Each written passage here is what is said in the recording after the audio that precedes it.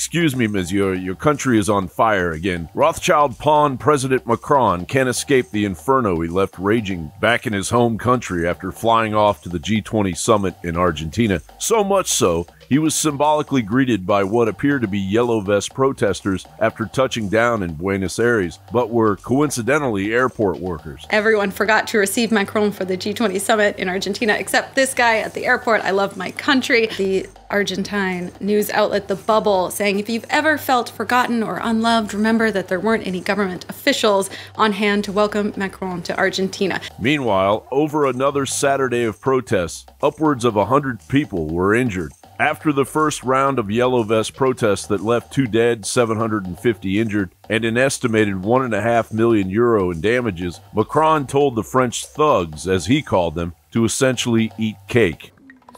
This movement has given rise to major demonstrations and also unacceptable violence.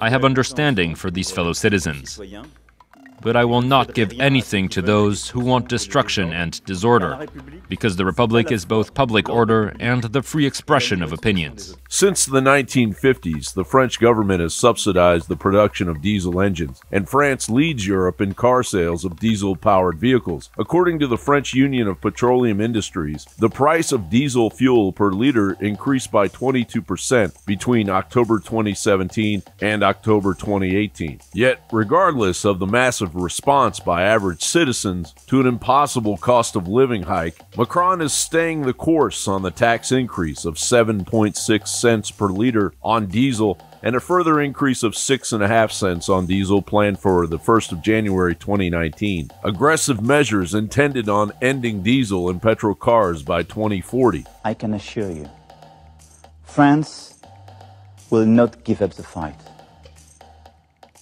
I reaffirm clearly that the Paris Agreement remains irreversible and will be implemented, not just by France, but by all the other nations.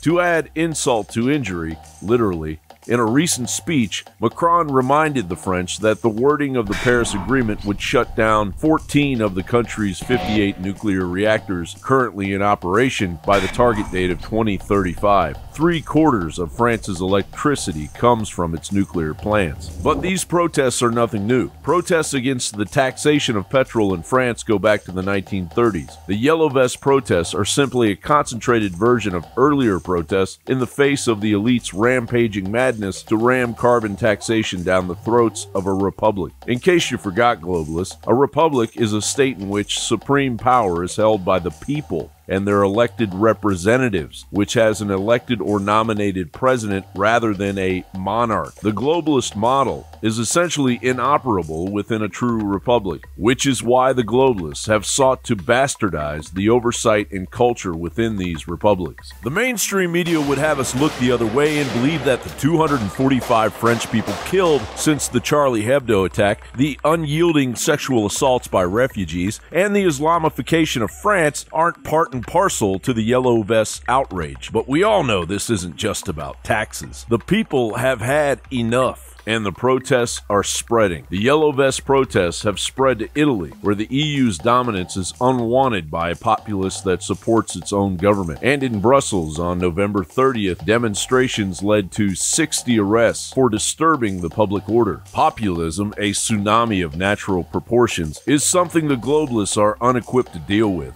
John Bowne reporting.